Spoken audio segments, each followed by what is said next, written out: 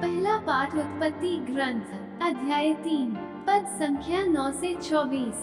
प्रभु ईश्वर ने आदम से पुकार कर कहा, तुम कहाँ हो?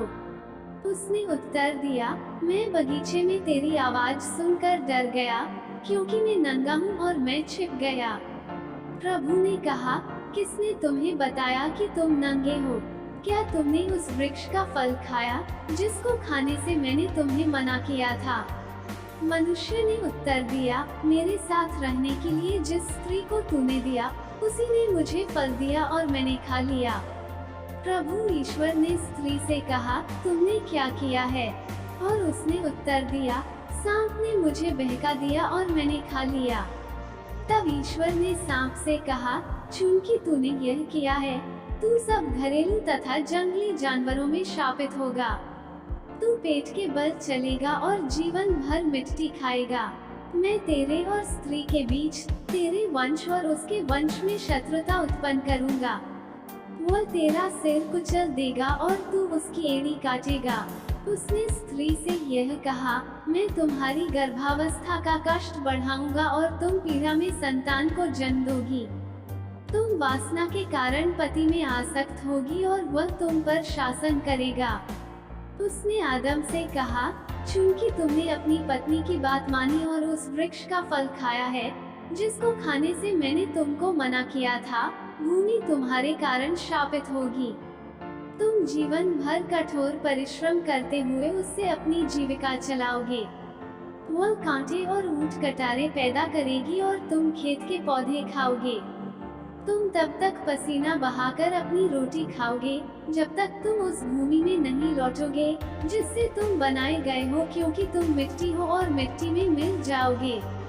पुरुष ने अपनी पत्नी का नाम हेवा रखा, क्योंकि वह सभी मानव प्राणियों की माता है। प्रभु ईश्वर ने आदम और उसकी पत्नी के लिए खाल के कपड़े बनाए और उन्हें पहनाया। उसने कहा, भले बुरे का ज्ञान प्राप्त कर मनुष्य हमारे सदृश बन गया है। कहीं ऐसा ना हो कि वह जीवन वृक्ष का फल तोड़कर खाए और अमर हो जाए। इसलिए प्रभु ईश्वर ने उसे अदन वाटिका से निकाल दिया और मनुष्य को उस भूमि पर खेती करनी पड़ी जिससे वह बनाया गया था। उसने आदम को निकाल दिया और जीवन वृक्ष के मार्ग पर पहरा देने के लिए अदन वाटिका के पूर्व में केरूबों और एक परिभ्रामी ज्वाला में तलवार को रख दिया। सुसमाचार संत मार्कुस अध्याय 8 पद संख्या 1 से 10। उस समय फिर एक विशाल जन समूह एकत्र हो गया था और लोगों के पास खाने को कुछ भी नहीं था। ईसा ने अपने शिष्यों को अपने पास बुलाकर कहा, मुझे इन लोगों पर तरस आता है। ये 3 दिनों से मेरे साथ रह रहे हैं और इनके पास खाने को कुछ भी नहीं है। यदि मैं इन्हें भूखा ही घर भेजूं, तो ये रास्ते में मूर्छित हो जाएंगे। इनमें कुछ लोग दूर से आए हैं। उनके शिष्यों ने उत्तर दिया, इस निर्जन स्थान में इन लोगों को खिलाने के लिए कहां से रोटियां मिलेंगी? ईसा ने उनसे पूछा, तुम्हारे पास कितनी रोटियां हैं? उन्होंने कहा, 7। ईसा ने लोगों को भूमि पर बैठ जाने का आदेश दिया और वे 7 रोटियां लेकर धन्यवाद की प्रार्थना पढ़ी और वे रोटियां तोड़ तोड़ कर शिष्यों को देते गए ताकि वे लोगों को परोसते जाएं। शिष्यों ने ऐसा ही किया।